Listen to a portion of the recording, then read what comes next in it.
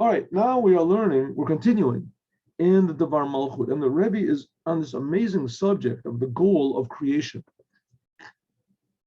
And that is what we call Geula, the future redemption, which is going to come by means of the Moshiach. Moshiach is going to be a person just like Moses, that just like Moses made these amazing miracles and he revealed in the Jews a totally new identity, that the Jews are not servants of Paro, the Jews are servants of the creator of the universe.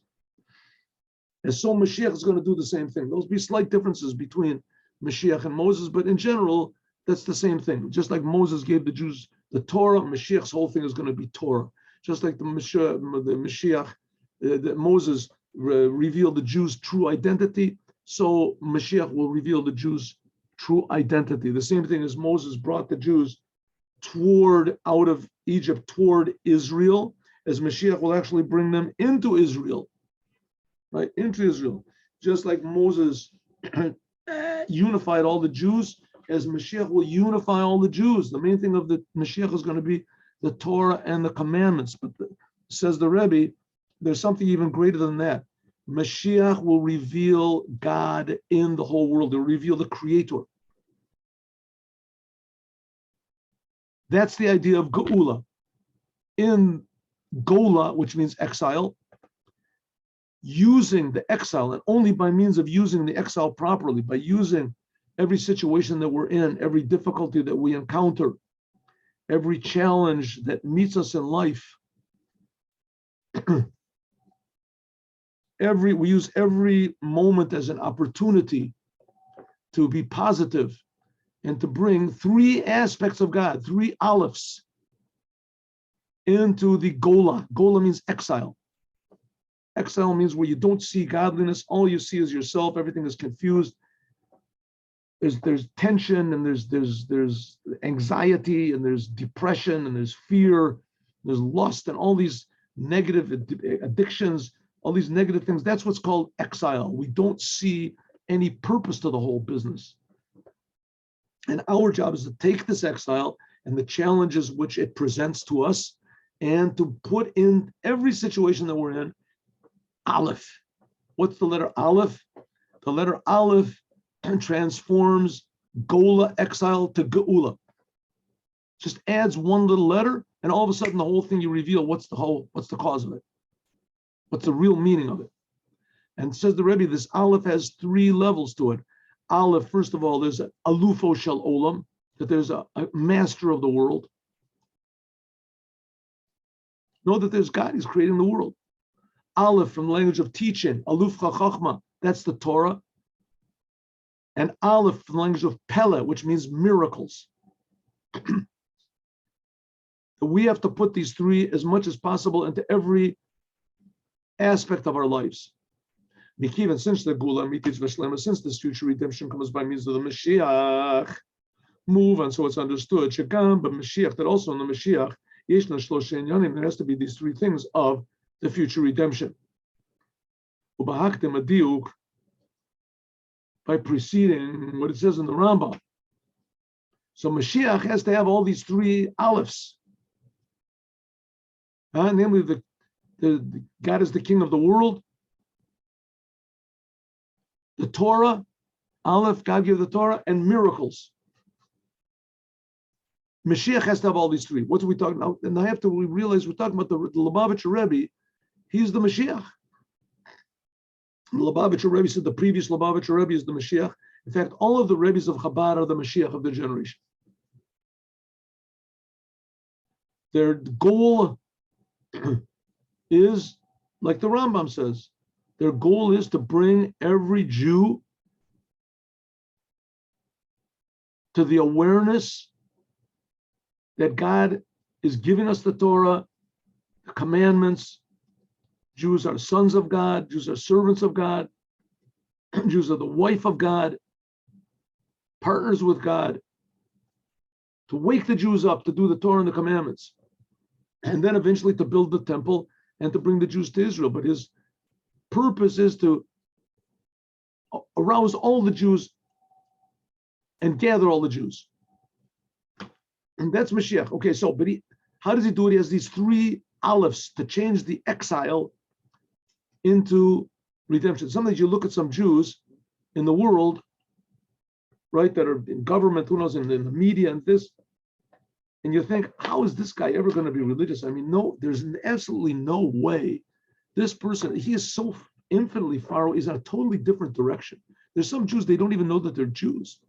Especially this was in Russia. I don't know how much it is in America now, but it was a big thing in Russia. They were really, the Rebbe said there could be more Jews in Russia than the whole world put together. They just don't know that they're Jews. As soon as the Iron Curtain fell and Chabad started really working in Russia, so suddenly all of these Russian Jews, they say, listen, my grandmother, guy's 90 years old, my grandmother told me on her deathbed that she's Jewish. And I never really thought about it. Right? Never really thought about it. And then I was a commissar or whatever in communism, and I didn't know. So he doesn't know, and his children don't know. Mashiach is going to wake up all these Jews all over the world. So the Mashiach has to have these three properties to them. The Aleph means that making people know that there's a king of the world. That's putting the Aleph into Gola, into exile. That's what the Rebbe is saying. You take a Jew that's so infinitely far away from Judaism, no way in the world could you even imagine this person is going to put on tefillin, and all of a sudden you leave the person as he is, you just put a little Aleph. You say, you know that there's a creator to the universe. Did you know that? Say, what are you talking about? You're stupid. Have you ever read Darwin? Haven't you ever read, what was it, Dawkins, or all these people? These guys are geniuses. They know there's no God. Or Bertrand Russell, come on. There's no God. What are you talking about? And all of a sudden he starts to think, listen, maybe there is. Suddenly the light goes on. The whole exile turns into Geula. And I've seen this happen. I've seen it happen a lot of times. There was just a fellow that came to my house a few days ago to fix something. It's not important. And I asked him if he wanted to put on tefillin. No way. What are you talking about? This? We talked just for a couple of minutes. He got around to his grandmother, his grandfather, something like that. And finally he said, okay. He put on tefillin, and he put the tefillin on. And it said Shema, took him off. I said, okay, that's it. He said, what? That's it? That's all? He didn't know how to put on tefillin. He never put on his. That's it.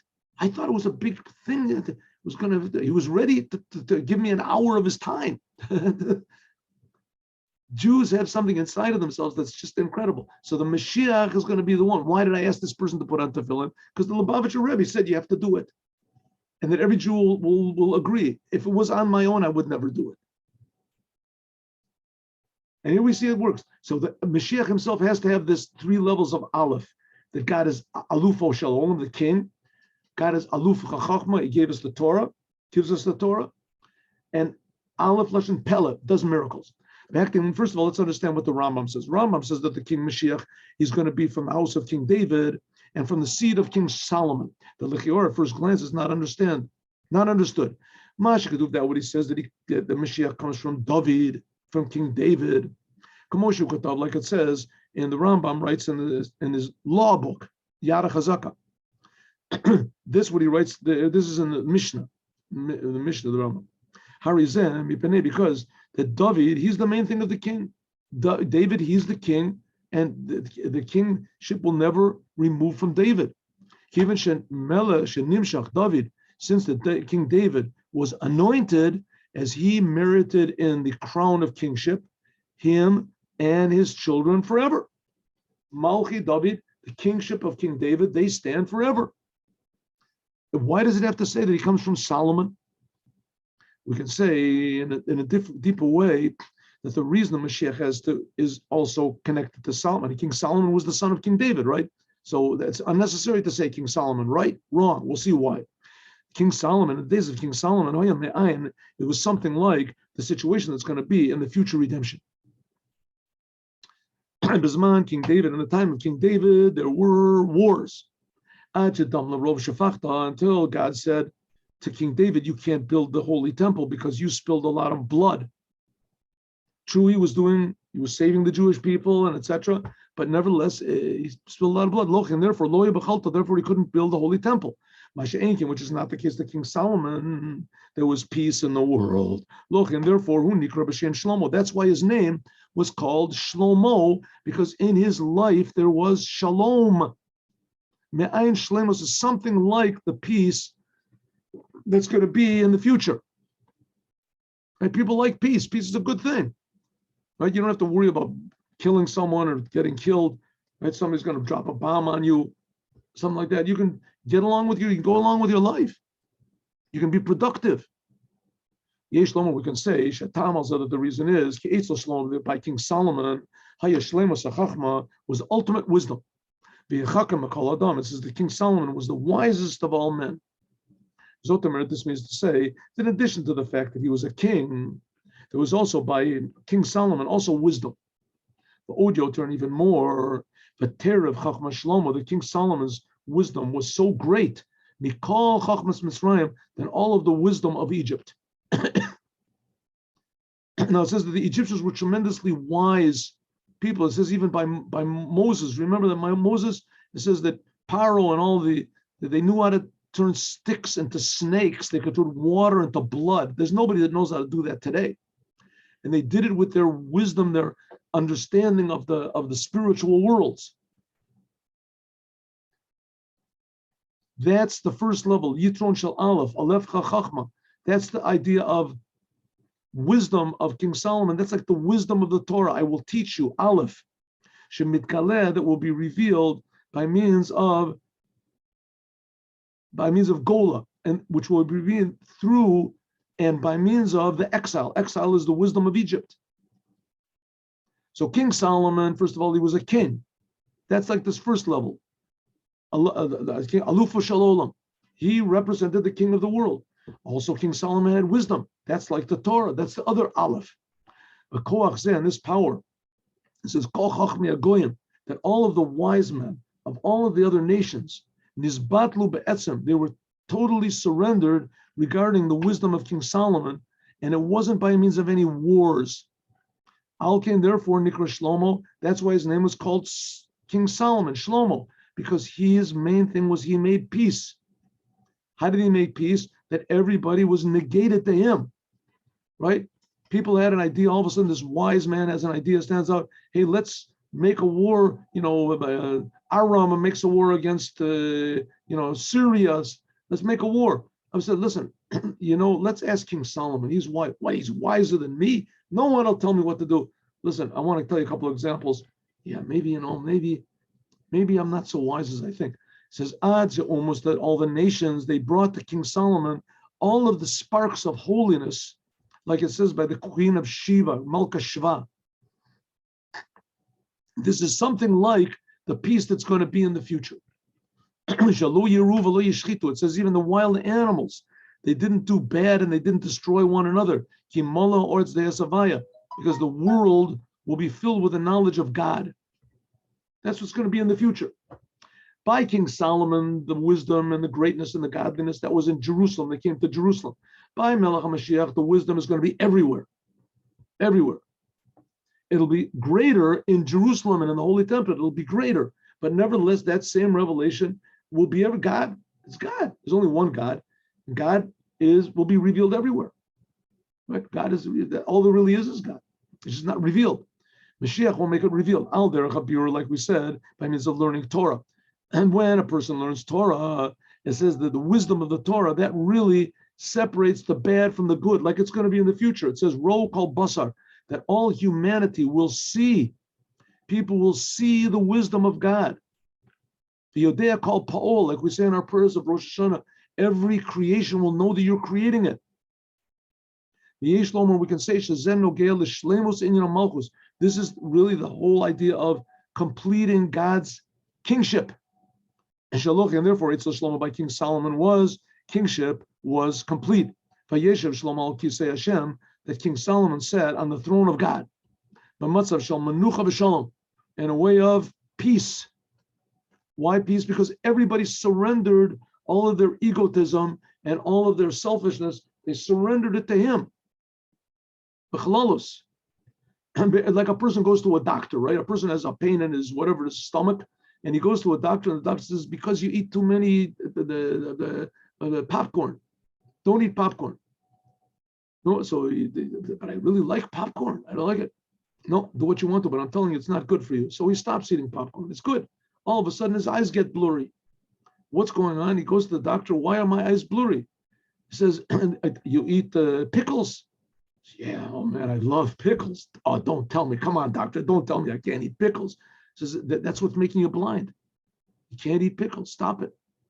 He says, but I like pickles. I live for pickles. I can't live without pickles. Okay, but you're going to be blind. Okay, so he stops. So all of a sudden, he doesn't do what he wants because the doctor tells him what to do. Well, the Mashiach is going to be the doctor for the whole world. He's going to make a whole world a healthy world by his wisdom. So therefore, King Solomon was wise even more than the kingship of King David. Because in King David, there was wars. And if you ever read the book of Psalms, you see how many people hated King David. Right? He had all sorts of enemies from his own family, Absalom, etc. The Ilu Zacho, and if King Solomon would have merited, Malchut Shlomo would have been the complete one. He would have been Moshiach. He built the first temple. The first temple would have been, that's it. The Geula, and that would be an eternal redemption. All the Jews were in Israel. All the Jews were doing the Torah. King Solomon was the wisest. But because King Solomon, he mixed in other things. King Solomon, says he took too many wives and he took too many horses or whatever. God said, I will tear the kingship from you. So that King Solomon's wives, he thought he could control them. He took whatever, 700 wives, 1,000 wives, some opinion. And he was doing pretty good until he got a little bit older. And then his wife started doing all this idolatry and he didn't stop it. And it's treated as though that he did the idolatry himself because he was responsible for them. So God said, that's it, King Solomon. I'm not going to divide the kingdom in your lifetime because I love you and you're really great, but it's going to be in your son's lifetime. It divided into Yehuda and Malchus Yisrael. We've been over the story a lot of times with Yerovam ben Nevat, etc. And afterwards, there was the destruction. And after that, there was the second destruction of the temple. And after that, we were in exile until finally the Gola, until finally this whole thing will be fixed up by the Melech Mashiach. And above the Mashiach will be just like King Solomon, but much above Solomon. Like it says, Melech Echad Yeh Kulam, there'll be one king to everybody. V'lo yachzu od, and the kingship will not be divided any more, etc. Right? There's the prophecy of, where is it? Ezekiel.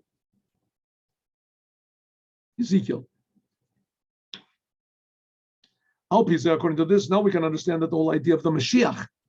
Why does it say Mashiach will, Rambam says, Mashiach will come from the house of King David and from the line of Solomon, Shlomo.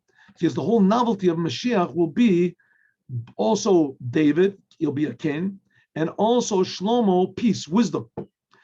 By the same way, the Mashiach will be the Shleimus Inyan Malchus. He will be the ultimate level of kingship. He will represent God's kingship in this world, including the highest aspect of king wisdom, like it was revealed in King Solomon, like it'll be revealed by means of the exile, Chachmas Mitzrayim. Suddenly, everyone will recognize the wisdom of physics and the wisdom of philosophy and the wisdom of this, and they'll see the wisdom of the Mashiach will blow everybody away. Ad Sha'oto Amelech, that king, King Solomon, that will stand up for the kingdom from the seed of King David, will be a wiser, more than King Solomon. That's what he says.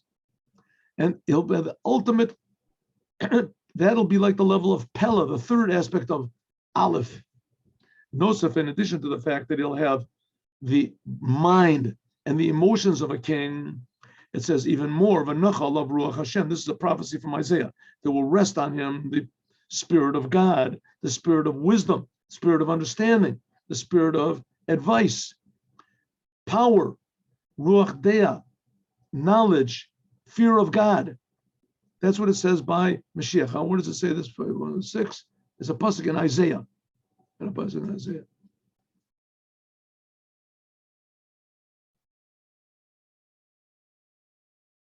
Okay, you do it like it's known that the Mashiach will be also a king, and also a great teacher.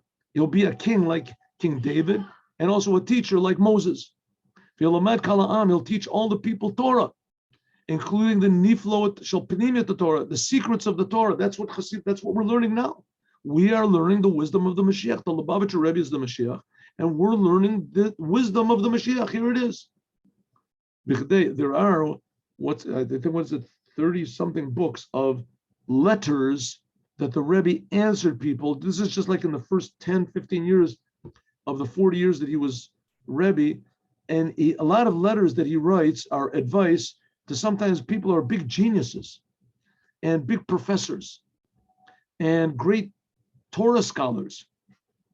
And we see also in Israel, the big experts in Israel, the Rebbe gave them advice what to do that just knocked everybody over. And it was always exactly right. And it was always against what they thought, not what they thought.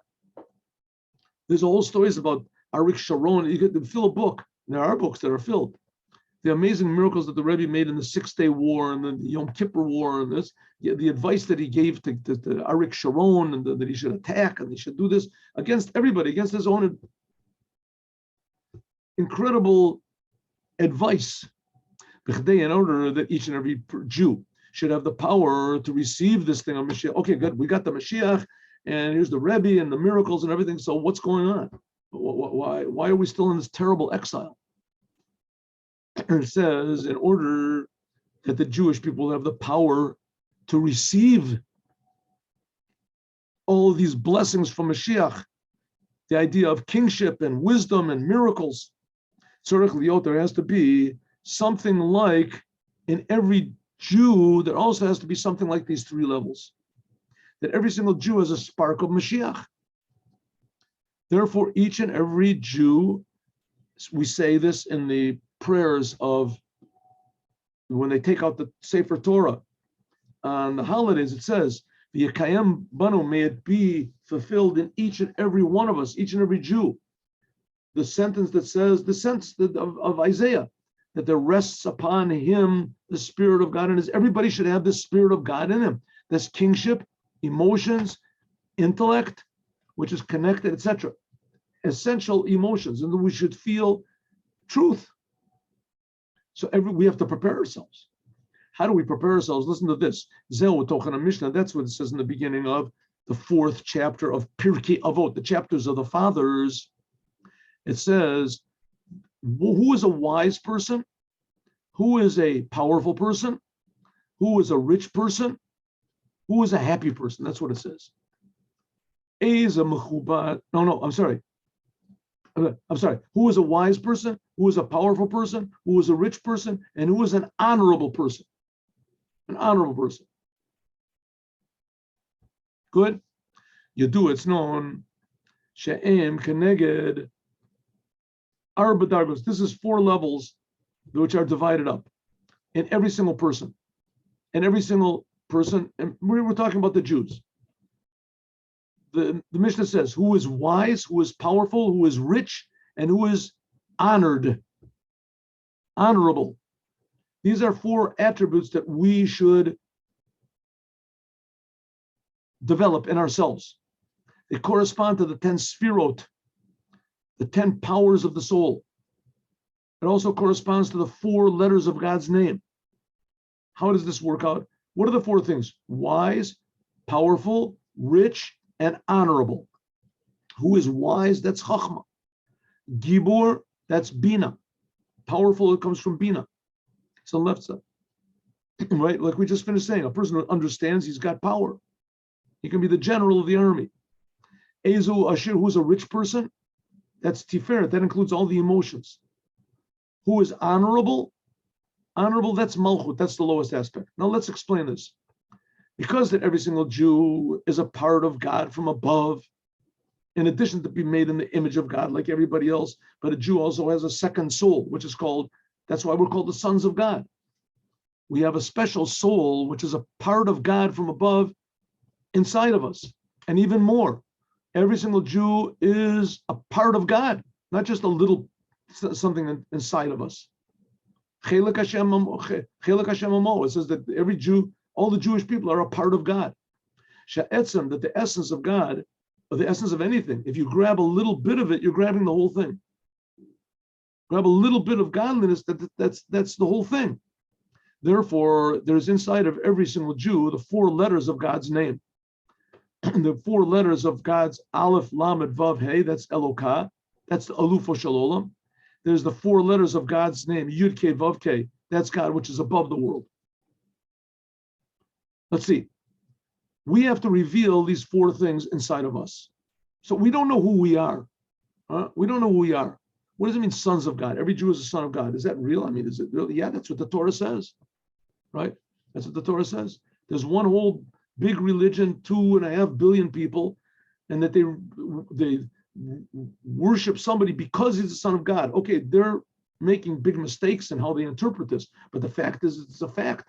A person is a son of God. He's worthy of how do you say, of the admiration and the attention and the subservience of billions of people. And that's what every Jew is. Every single Jew is. So we don't know who we are. We have to awaken this inside of ourselves. How? In a way that's above any sort of normal way. Niflaot. We have to see the wonders of who we are. Let's just do this one more. By means of this, there will be revealed all these 4 things. Then there'll be the completion of God's kingship. So what are we saying? God is complete. The Moshiach is complete. What about us? We have to accept all this. So here we have a formula that we can make ourselves vessels to receive the completeness of God, these 3 letters of Aleph, which God has and Moshiach has. Now we have to have. How are we going to get these 3 levels of Aleph? That God is a king, that God gives the Torah, that God makes wonders. Let's see. Shleimus of Malchus, the what's called God's throne, has 4 feet. Like it says, Yosef Shlomo, that King Solomon sat on his throne, the throne of God. And this is also by every single Jew, because the Jews are all sons of kings. We're all princes. And even more, it says in other places the Jews we're not just princes, we're kings. Until, by means of this, he can be mechubad, honorable. That's the honor of God. Right? The Jewish people were representatives of God. How much more so we can see by the kings of the Gentiles, that they say, it says that if you see a non-Jewish king, that you make a blessing that you gave your honor to human beings. How much more so if we have a connection to the Torah? Right? Just a Jew, the fact that we're Jews, that makes us kings, or the sons of kings, or kings. That's just the fact that we're Jews, even if we don't learn Torah. How much more so if we learn Torah, that every single Jew has a letter or a portion in the Torah. That's what it says. All of your children are the pupils of God, learning the Torah. Who are the kings, the rabbis?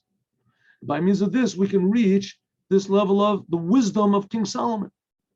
Until finally, there's even a higher level, the completion of kingship of God, and I'm sorry, of all these 4 elements. By connecting ourselves to our Judaism, by connecting ourselves to the Torah, by connecting ourselves to the Creator, as we can manifest in a complete way all these 4 levels that we're advised to adopt. Wise, powerful, rich, and honorable. Kach, so sheyeshna, there is a completion, then there'll be the wholeness of God's throne.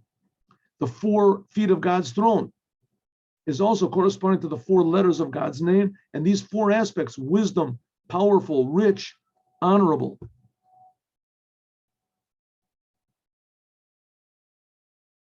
So that God, that makes the throne. What's a throne? Like we finished saying, that God can sit down, he can come down into the world. That by means of this, we can bring even the head of the king can come down. Therefore, is more relevance to the king. The feet of the king will be elevated itself. It says the king has a footstool. That by means of our work, drawing down godliness from above to below, then what do we say? That God himself gets elevated, so to speak, until niflot. Then that's what it means that we see wonders. The godliness in the world will become wondrous godliness. This is the third level of the Aleph. So first of all, we accept God as a king. Then we have God's Torah. And then after that, we see amazing miracles. And even more. Let's have even more. Now we are in Shabbat. This is the Rebbe said, the speech on Shabbat. And Shabbat corresponds to God's kingship. Right? The 6 days of the week, that corresponds to the Chesed, Gevurah, Tiferet. And Shabbat is God's kingship, Malchut. And especially in the days of the Sfirat Omer, that now we are counting that all of Shabbat is that we have the whole idea of the holiday of Shavuot is 7 weeks. So Shabbatot Tamimot. This corresponds to Malchut. By the way, this year it's going to be the same thing. Shabbat is going to finish the 7 complete weeks. That's really going to be complete weeks. The spiritual Shavuot, this is Malchut of Chesed, kindness. Malchut, Tiferet, Malchut Shebenetzach, the kingship which is in each and every one of God's aspect. That's what the idea of Sfirat Omer. We didn't really talk about Sfirat Omer, the counting of the Omer, and how this is counting the 7 aspects within each one of God's 7 aspects. So God's 7 aspects are the 7 Sfirot, we said, of Chesed, Gevurah, Tiferet, kindness, love and power, and etc. And each one of these in kindness, there's also 7 aspects. And we count them all 7 times 7, that's 49 days. So says the Rebbe, this week that the Rebbe is speaking about, we're talking about the kingship of God. The kingship of God. Okay. So again, what is the Rebbe trying to do over here? He's trying to explain us that everything is already here. It's already. We just have to put it together. We just have to put it together. The whole thing is here. We just have to, how do you say, turn on the lights, put in the battery, right? We just have to add the letter Aleph. The letter Aleph is already here. It's here by God. It's here by the Moshiach. The Moshiach is already here. And potentially it's here by the Jews also. But what do we have to do? We just have to realize this. Just have to realize it. So first of all, number one, realize there's the King of the universe, that we're just creations. That's the first Aleph. Then after that, realize God's Torah and learn God's Torah, the wondrousness of God's Torah. That's already another level of Aleph, deeper level, Aleph HaChachma. And that's what the Rebbe says, that there has to be all these 4 aspects that there have to be in order that we have to realize and develop inside of ourselves. Chacham, wisdom, power, understanding. Ashir, we haven't gotten to yet, and we will get to, God willing, tomorrow. Now let's do the Yom Yom for today.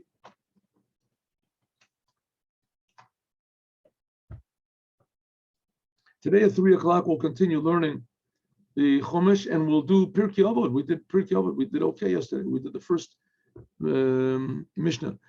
The Rebbe Marash was born on this day in 1833, the 4th Rebbe of Chabad. When he was 7 years old, he was tested by his father, the Tzemach Tzedek. He was the youngest of the Tzemach Tzedek's sons. He had 6 sons. Really had 7 sons. 1 passed away. He had 6 sons. He was the youngest, and the Tzemach Tzedek, the 3rd Rebbe of Chabad, tested him.